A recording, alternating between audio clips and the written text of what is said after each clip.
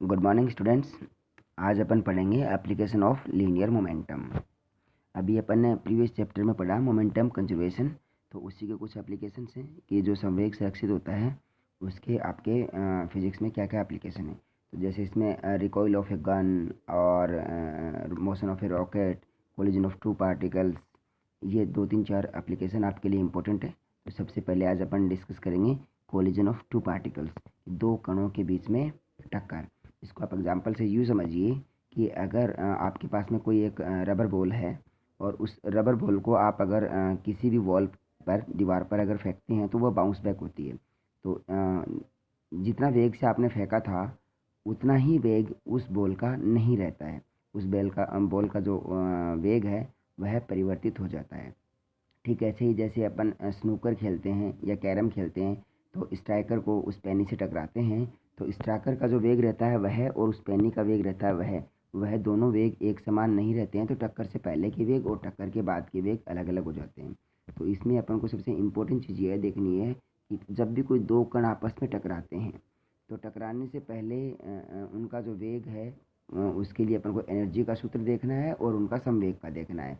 और फिर देखना है कि टक्कर के बाद में उनका जो एनर्जी है वह है और उनका संवेग है वो कितना है। तो अपन देखेंगे कि टक्कर से पहले का ऊर्जा संरक्षण और टक्कर के बाद का ऊर्जा संरक्षण वो ऐसे ही टक्कर से पहले का संवेग और टक्कर के बाद का संवेग, अर्थात यहाँ पर अपन बात करेंगे प्रत्यास्थ टक्करों की, प्रत्यास्थ टक्करों की बात करेंगे और हेड ऑन कोलिजन के लिए।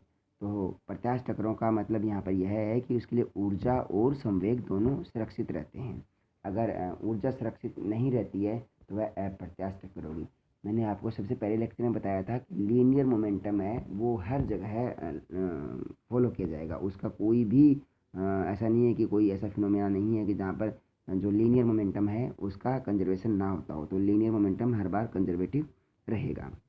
तो इसके लिए सबसे पहले अपन पढ़ते हैं कोलिजन ऑफ टू पार्टिकल्स। तो देखिए यहाँ पर दो कण अपन ने लिए हैं, दो पार्टिकल्स लिए हैं। पहला कण जो है वह m1 है, दूसरा है m2। पहले कण का जो वेग है वह u1 है, यह u1 है और दूसरे का है u2। तो ये दो कण अपन ने ले लिए हैं। जब दोनों कण आपस में गति कर रहे हैं एक दूसरे के लिए u1 और u2 वेग से, जब ये आपस में टकराते हैं तो टकराने के बाद में इनके जो वेग हैं वो परिवर्तित हो जाते हैं। तो जो m1 कण है उसका वेग हो गया v1 और m2 कण का हो गया v2। तो अभी ये पूरी इवेंट को, इस घटना को स्टडी करने के लिए अपने पास में क्या है, एक तो ऊर्जा है, गतिज ऊर्जा काइनेटिक एनर्जी, और दूसरा है मोमेंटम। तो अब देखिए टक्कर से पहले का जो घटना है उसके लिए ऊर्जा और टक्कर के बाद की जो घटना है उसके लिए ऊर्जा। ऐसे ही टक्कर से पहले का संवेग और टक्कर के बाद का संवेग, इनके लिए अपन संरक्षण नियम फॉलो करेंगे। तो देखिए टक्कर से पहले की ऊर्जा कितनी हो गई, कण एक के लिए हो गई है 1/2 m1 u1 स्क्वायर, ये इसकी गतिज ऊर्जा है। और कण दो के लिए हो गई 1/2 m2 u2 स्क्वायर। तो इस पूरे निकाय के लिए कितनी ऊर्जा हो गई है, दोनों ऊर्जाओं को जोड़ दीजिए तो half m1 u1 square plus half m2 u2 square. ऐसे ही टक्कर के बाद के लिए इसकी जो वेग है वो बदल गए हैं। तो टक्कर के बाद इनकी जो वेलोसिटी है वो हो गई है v1 और v2। तो इनकी जो ऊर्जा है वो भी उसी अनुसार हो जाएगी। तो टक्कर के बाद की जो कुल ऊर्जा है वह हो जाएगी half m1 v1 square plus half m2 v2 square. क्योंकि हम बात कर रहे हैं तो अपन ने देखा यहाँ पर कि जो टक्कर के बाद की ऊर्जा है वो अपने पास में टोटल ऊर्जा मिल गई है और टक्कर से पहले की ऊर्जा मिल गई है। ओके, तो अब ऊर्जा संरक्षण के नियम से क्या होगा, घटना से पहले की ऊर्जा बराबर घटना के बाद की ऊर्जा हो गई है। ओके, देखिए अब तो घटना या टक्कर से पहले की ऊर्जा कितनी है, half m1 u1 square plus half m2 u2 square बराबर घटना के बाद की ऊर्जा half m1 v1 square plus half m2 v2 square. तो ये ऊर्जा संरक्षण के लिए जरूरी है, ऊर्जा सुरक्षित रहती है। अब देखिए मैंने इस इक्वेशन आप देखिए मैंने 1/2 1/2 1/2 1/2 कैंसिल कर दिया है। ठीक ऐसे ही मैं मोमेंटम को कंजर्व करूँगा, ये मोमेंटम कंजर्वेशन। तो उसके लिए घटना से पहले या टक्कर से पहले का संवेग बराबर घटना या टक्कर के बाद का संवेग। तो m1 u1 plus m2 u2 बराबर m1 v1 plus m2 v2। संवेग क्या होता है, द्रव्यमान और वेग का गुणनफल होता है। तो संवेग हो गया mv। तो प्रत्येक कण का संवेग कितना होगा, कण 1 का संवेग हो गया है m1 u1, कण 2 के लिए हो गया m2 u2। टक्कर के बाद में कण 1 का हो गया m1 v1 और 2 के लिए हो गया m2 v2। इनको सबको जोड़ के बराबर कर देंगे। अब मेरे पास में इक्वेशन नंबर 3 और इक्वेशन नंबर 4 आ गई हैं। देखिए यहाँ पर अब इस घटना के लिए देखिए कि जो अपन निकाय ले रहे हैं उस पर अलग अलग कंडीशंस लगाते हैं कि कण 1 कण 2 से बड़ा है, कण 2 कण 1 से बड़ा है, कण 2 है वो टारगेट पार्टिकल है, वो स्थिर अवस्था में है। जैसे कि दीवार के ऊपर बॉल फेंक रहे हैं तो दीवार है वो कण 2 है और बॉल है कण 1 है, तो दीवार स्थिर है और बॉल है वो गति अवस्था में है। या फिर जो कण 2 है जो बड़ा पार्टिकल है उसका वेग ज़्यादा है, कण 1 का वेग है वो कम है, छोटा पार्टिकल है उसके लिए। तो सबसे पहले अपन एक सिंपल सी घटना के लिए कंडीशन लेते हैं कि जब दोनों कण हैं उनका द्रव्यमान समान होता हो, दोनों कण बराबर होते हो, तब देखिए जब दोनों कण बराबर होते हैं तो द्रव्यमान समान होगा, तो m1 बराबर m2 होगा। तो समीकरण 3 और समीकरण 4 से m1 और m2 आपस में कैंसिल हो जाएंगे। तो समीकरण 3 से मिलेगा u1 square plus u2 square बराबर v1 square plus v2 square, और इससे मिलेगा u1 प्लस u2 बराबर v1 प्लस v2। अब देखिए इस चीज़ को आप अलग अलग तरीके से देख सकते हैं। सबसे पहले मैंने क्या किया, कण जो पार्टिकल दोनों कणों का जो वेग के लिए इक्वेशन आया है इक्वेशन नंबर 6, इसका स्क्वायर कर दिया। इसका स्क्वायर मैं क्यों करना चाहता हूँ, क्योंकि देखिए समीकरण नंबर 5 को देखिए आप, समीकरण 5 में देखिए u1 square plus u2 square बराबर v1 square plus v2 square है। इसका मतलब मुझे इसे हटाना है तो रिप्लेस करना है। तो रिप्लेस करने के लिए मैं कण जो इक्वेशन नंबर 6 है उसका स्क्वायर कर देता हूँ। देखिए इक्वेशन 6 का स्क्वायर करते क्या जाएगा, u1 square plus u2 square plus 2u1 u2 बराबर v1 square plus v2 square plus 2v1 v2। अब देखिए यहाँ पर u1 square plus u2 square, इसको देखिए आप ब्रैकेट वाली संख्या को, ये किसके बराबर है, v1 square plus v2 square के बराबर, तो ये बराबर आ गए, तो इसका मतलब आपस में कैंसिल होने चाहिए। तो बचा क्या अपने पास में 2u1 u2 बराबर 2v1 v2, इसका मतलब 2 से 2 कैंसिल हो गया, तो बचा u1 u2 बराबर v1 v2। ये अपने पास में एक कंडीशन आ गई है, अगर दोनों कणों का द्रव्यमान समान है तो उनके जो वेग हैं वो किस प्रकार से होंगे, उनके वेग दोनों वेग मतलब टक्कर से पहले वेग का गुणनफल बराबर टक्कर के बाद के वेग का गुणनफल समान होता है। अर्थात हर हाल में वेग है वो सुरक्षित रहेगा। यहाँ पर कि सपोज कीजिए कि कण 1 है वो 3 किलोमीटर प्रति सेकंड से गति कर रहा है और कण 2 है वो 5 किलोमीटर प्रति सेकंड से गति कर रहा है, तो दोनों का गुणनफल कितना हो गया, तो दोनों का गुणनफल हो गया 3 और 5 को मल्टीप्लाई करेंगे तो 15 किलोमीटर प्रति मिनट सॉरी 15 किलोमीटर स्क्वायर प्रति मिनट प्रति सेकंड स्क्वायर वाला। तो अगर इसका अपन दोनों वेगों का गुणनफल करेंगे तो टक्कर के बाद में जो वेग आएगा वह भी एज ए फिगर संख्या, तो फिगर है वह 15 ही आना चाहिए। अर्थात कण 1 और कण 2 आपस में वेग कम या ज़्यादा कर सकते हैं, लेकिन उनका जो गुणनफल है वो टक्कर से पहले और या टक्कर के बाद दोनों का वेगों का गुणनफल है वो समान होना जरूरी है, अगर दोनों द्रव्यमान समान हैं तो। या फिर इसको ऐसे भी बोल सकते हैं, देखिए मैंने u1 u2 बराबर v1 v2 है, उसको ऐसे लिखा है, गौर से देखिए u1 बट्टे v1 इंटू u2 बट्टे v2 बराबर 1, तो ये बराबर का चिन्ह 1 है। अब देखिए मैंने u1 बट्टे v1 बराबर 1 बट्टे u2 बट्टे v2, अर्थात अगर दोनों का द्रव्यमान समान है तो पहले कण के लिए अपेक्षित वेगों का अनुपात दूसरे कण के लिए अपेक्षित वेगों के अनुपात के इन्वर्स के बराबर होता है।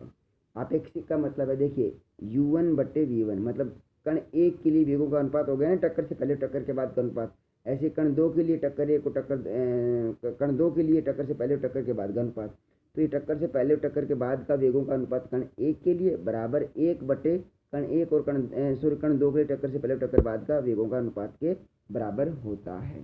अभी इसी को थोड़ा सा अपन चेंज भी कर सकते हैं, आप चाहें तो यहाँ पर देखिए इसी को मैं क्या करूँ कि u1 स्क्वायर, इसको मैं यहाँ देखिए यहाँ लिख सकता हूँ u1 square minus v1 square, इसी को मैंने, और इसके बाद में मैंने इसको लिखा है v2 स्क्वायर बराबर v2 square minus u2 square.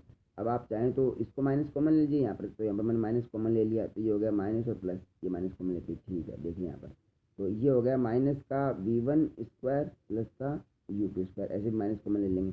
अब देखिए ए स्क्वायर माइनस बी स्क्वायर का फॉर्मूला बनता है, तो ए स्क्वायर माइनस बी स्क्वायर का फॉर्मूला बनता है तो वो क्या होगा, मैं इसको आपको सोल्व करके बताता हूँ। देखिए कि u1 square plus u2 square बराबर v1 square plus v2 square. अब देखिए कि मैं इसको सोल्व करता हूँ, u1 square minus v1 square okay बराबर v2 square minus u2 square okay.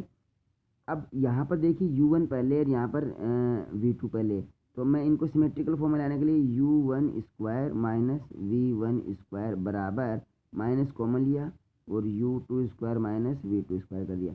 अब यहाँ पर मैं a square minus b square का फॉर्मूला लगाऊंगा तो ये जाएगा u1 प्लस v1 और u1 माइनस v1 ऐसे बराबर माइनस का 3 लगाऊंगा और ये u2 माइनस v2 और ये हो जाएगा अपना u2 प्लस का v2 ये वाला, ये क्वेश्चन अपने पास बन गई है। ठीक ऐसे ही अपन को मोमेंटम का देखना है, तो मोमेंटम के लिए क्या होगा, जब m1 और m2 बराबर जाएंगे तो जाएगा u1 प्लस u2 बराबर v1 प्लस v2, ये हो गया ना। तो इसको भी ठीक वैसे ही लेके आइए, देखिए u1 माइनस v1 ओके बराबर माइनस ले लीजिए और ये जाएगा u2 माइनस v2। तो देखिए यहाँ पर ये इस इक्वेशन को आप मान लीजिए 7 नंबर और इसको 8 नंबर मान लीजिए ओके। तो 7 और 8 को गौर से देखिए कि 8 नंबर इक्वेशन का मान है, मैं 7 में रख देता हूँ, तो u1 माइनस वी1, तो देखिए u1 माइनस वी1 बराबर माइनस का u2 माइनस वी2, तो माइनस का u2 माइनस वी2 अर्थात ये दोनों आपस में कैंसिल हो जाएंगे। तो अपने पास वैल्यू आएगी u1 प्लस वी1 बराबर u2 प्लस वी2। तो देखिए इसका मतलब क्या है कि अगर दोनों कणों के द्रव्यमान समान हैं तो कण एक के लिए कणों का वेग का योग बराबर कण दो के लिए वेगों का योग समान होगा। कि सपोज कीजिए कण एक का वेग 5 किलोमीटर प्रति सेकंड है और कण दो का वेग 3 किलोमीटर प्रति सेकंड है, तो कणों का वेग कितना हुआ। तो इसका मतलब क्या हुआ कि जो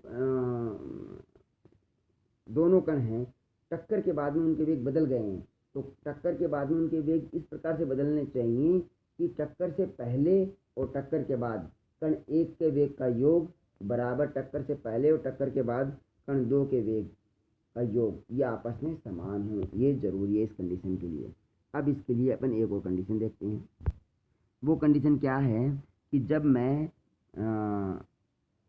दोनों कण हैं उन दोनों कणों के लिए ये कहूँ कि उनके द्रव्यमान समान नहीं है, अर्थात m1 बराबर m2 नहीं है, नोट है, m1 is not equal to m2। What is mean the mean is, अगर मैं कहूँ कि टारगेट पार्टिकल है उसकी वेलोसिटी 0 है, it means u2 must be 0। u2 must be 0 means what की दीवार है उस पर बॉल को फेंक के अपन टच करवा रहे हैं, दीवार पर बॉल को फेंक रहे हैं, इसका मतलब बॉल है वह m1 पार्टिकल है और दीवार है वह m2 पार्टिकल है। तो दीवार है वह मोशन में नहीं है तो उसका वेग u2 बराबर 0। तो अब उस घटना के लिए देखेंगे तो क्या होगा, तो उस घटना के लिए जब हम देखेंगे कि जब कण 2 है उसका वेग 0 है, इसका मतलब होगा कण 2, क्योंकि कण 1 है वो कण 2 को टक्कर कर रहा है, तो कण 2 है वह है टारगेट पार्टिकल। ये सपोज कीजिए कि अपन को फायर करना है, गोली चलानी है, तो गोली का वेग है वह गोली गति से अवस्था में, लेकिन किसी चीज़ से जाके टकराएगी और वह गति अवस्था में नहीं है तो वह टारगेट पार्टिकल बन गई है। तो यहाँ पर कण 2 को टारगेट पार्टिकल, तो जब टारगेट कण है वह स्थिर हो अर्थात u2 बराबर 0 हो, तब जो उनके वेग होंगे वो हो जाएंगे v1 बराबर m1 minus m2 upon m1 plus m2 into u1, ध्यान रखिएगा इस प्रकार से। और कण 2 का वेग हो जाएगा v2 बराबर 2m1 upon m1 plus m2 into u1। तो देखिए यहाँ पर कि इस सवाल में देखिए जब अपन ने v1 और v2 के मान, अर्थात जब कण एक है वो गति अवस्था में और कण 2 है वह स्थिर अवस्था में, तो टक्कर के बाद में दोनों कण गति कर सकते हैं बशर्ते कि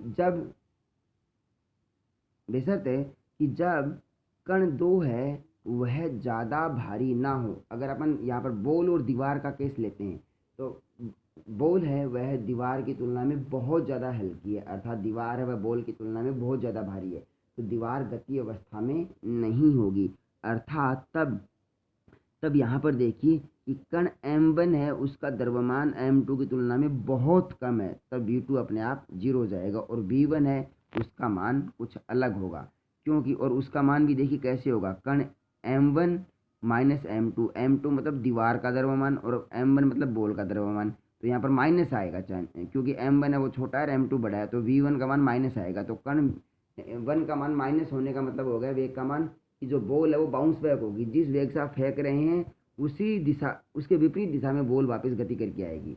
तो यहाँ से अपन ये भी पता कर सकते हैं कि जब कणों का टक्कर होता है तो बॉल है वह कोई भी जो कण है वो बाउंस बैक होगा, रिफ्लेक्ट होगा वापस उसी पथ पर, या फिर वह आगे की तरफ गति करेगा। तो इसके लिए आप सिंपली जो मैंने ये सोल्व किया है कि जब दोनों वेगों को आपस में इंटरचेंज करते हैं तो ये m1 बराबर v1 minus v one square minus u1 square बराबर m2 बराबर minus v2 plus u2 square. तो इसका जब कैलकुलेशन करेंगे तो अपने पास ये वैल्यू आती है v1 प्लस u1 बराबर v2 प्लस u2, अर्थात टक्कर से पहले और टक्कर के बाद कण एक का वेग बराबर टक्कर से पहले और टक्कर के बाद कण दो का वेग, दोनों आपस में बराबर होते हैं। इस बात तक इन चीज़ों के लिए खास तौर पर ध्यान रखिएगा कि अपन ने जो यहाँ पर एग्जाम्पल लिया है वह लिया है प्रत्यास्थ टक्करों का। प्रत्यास्थ टक्कर का मतलब है कि ऐसा निकाय जब कण आपस में टक्कर करते हैं तो टक्कर के दौरान और टक्कर से पहले और टक्कर के बाद ऊर्जा और संवेग दोनों सुरक्षित रहते हैं।